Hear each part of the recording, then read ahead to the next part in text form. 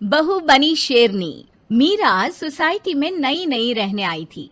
एक रोज उसकी पड़ोसन कहती है, हाय, मेरा नाम तमन्ना है, मैं पास के घर में रहती हूँ। आप नई आई हैं तो सोचा मिलाऊं।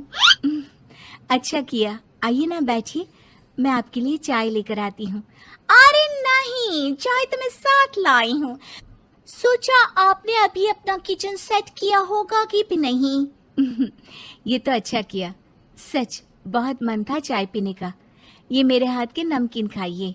मीरा और तमन्ना में दोस्ती हो जाती है, लेकिन धीरे धीरे पता चलता है कि दोनों हैं एक दूसरे से बिल्कुल अलग। एक दिन दोनों पार्क में घूम रही थी कि एक लड़की मीरा को देखकर कहती है, कैसे रंग की साड़ी पहनी है, एक तो इतनी गर्मी, ऊपर से चटक रंग, कितनी गवार दिख रही है ना ये पीली साड़ी वाली। हाँ, और बाल भी कैसे उड़े उड़े हैं। तमन्ना को गुस्सा आ जाता है। हाँ, तो उसके उड़े हैं ना, तुम लोगों को क्यों जलन हो रही है? और रहा सवाल साड़ी के रंग का, तो जरा फैशन सेंस ऑन करो। इस समर ये रंग ऑन फैशन है, समझी?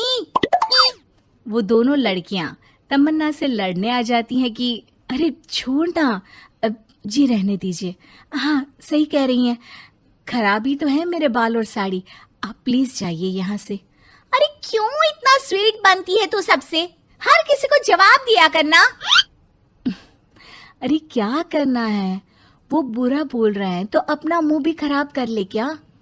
ऐसा नहीं होता है, किसी की बुरी बात सुनने का मतलब है कि वो लोग सही बोल रहे थे। अरे किसी के बोलने से क्या होता है, हम क्यों अपना मुंह खराब करें?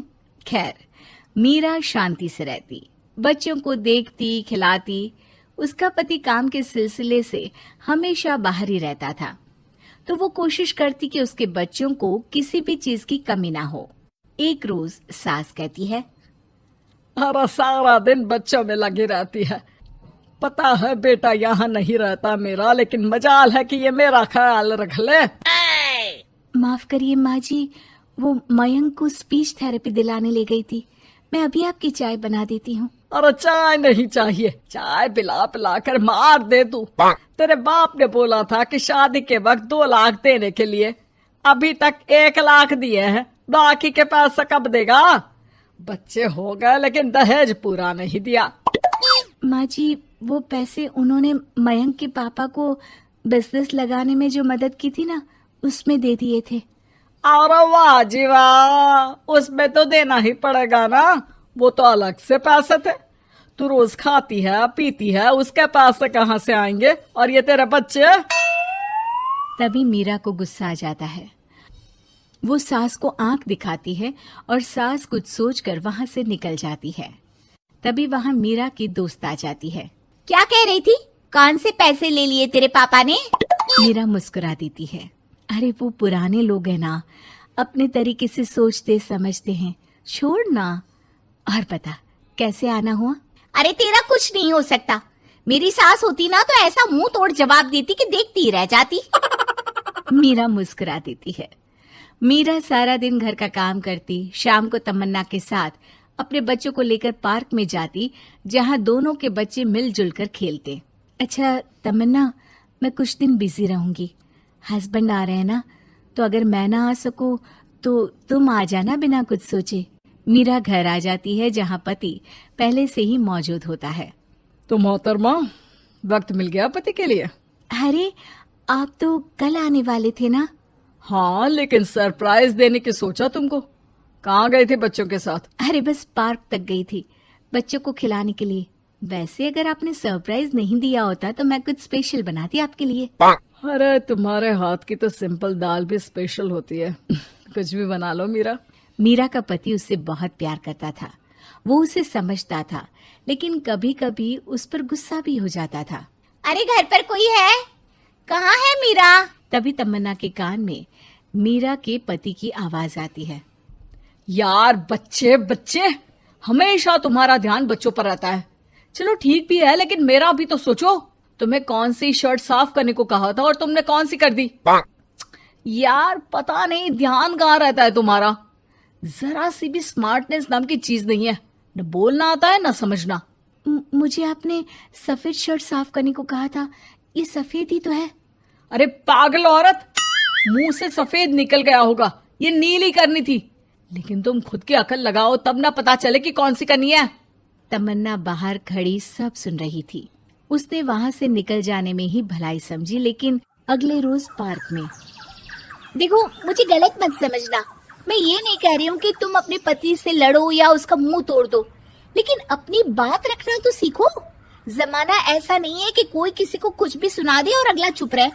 चुप रहना ठीक है, लेकिन एक लेवल तक।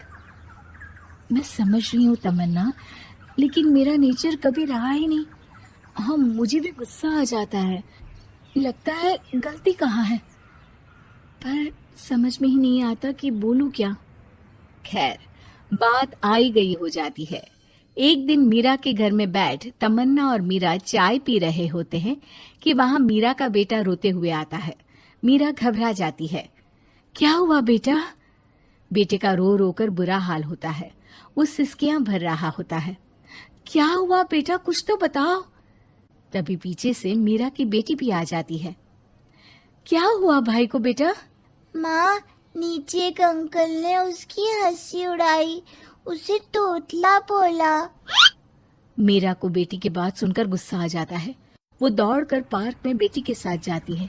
तमन्ना भी मीरा के पीछे जाती है। कौन थे अंकल? हाँ, वो लाल शर्ट वाले। क्या आपने मेरे बेटे को तोतला बोला? हाँ, क्योंकि वो तोतला रहा था। तोतला कहीं का। मीरा गुस्से से लाल हो जाती है और जोर जोर से चिल्लाने लगती है। मजाक समझा है क्या? किसी बच्चे के तोतलेपन को दूर करने के लिए माँ कितनी मेहनत करती है। मैं रोज उसे सबके सामने बोलने के लिए प्रेरित करती हूँ। बड़ी मुश्किल से मेरे बेटे ने बोलना सीखा है, उसे भी चुप करा दिया आपने। क्यों? मुझे माफ कर दीजिए।